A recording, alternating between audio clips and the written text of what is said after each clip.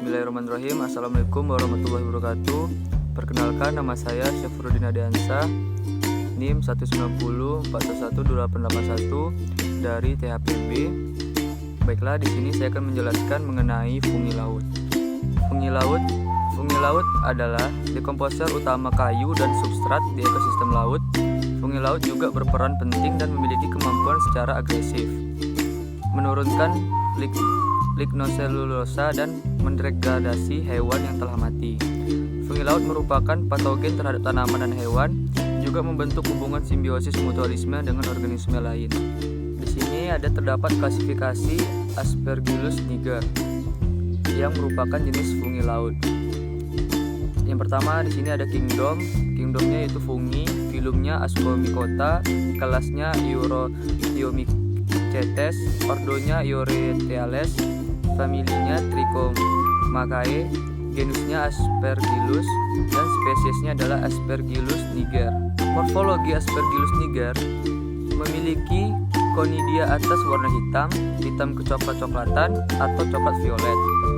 Bagian atas membesar dan berbentuk globosa. Conidiofor halus tidak berwarna atau agak berwarna coklat kekuningan. Vesikal berbentuk globosa dan bagian atas membesar. Bagian ujung seperti batang kecil. Karakteristik morfologi jamur. Secara makroskopis, koloni jamur niger berbentuk bulat, berwarna coklat kehitaman dengan tepi rata dan agak kasar. Definisi jamur Aspergillus niger merupakan fungi dari filum Ascomycetes yang berfilamen, mempunyai hifat berseptat dan dapat ditemukan melimpah di alam. Fungi ini biasanya diisolasi dari tanah, sisa tumbuhan, dan udara di dalam ruangan. Koloninya berwarna putih, ada agar dextrosa kentang PDA 25 derajat Celcius dan berubah menjadi hitam ketika konidia bentuk. Kepala konidia dari Aspergillus niger berwarna hitam, bulat, cenderung memisah menjadi bagian-bagian yang lebih longgar seiring dengan bertambahnya umur. Lalu selanjutnya adalah habitat Aspergillus niger. Aspergillus niger dapat tumbuh optimum pada suhu 35 derajat sampai 37 derajat Celcius dengan suhu minimum 6 sampai derajat Celcius dan suhu maksimumnya 45 sampai 47 derajat Celcius. Selain itu, dalam proses pertumbuhannya, fungi ini memerlukan oksigen yang cukup aerobik. Baiklah, selanjutnya adalah peranan Aspergillus niger.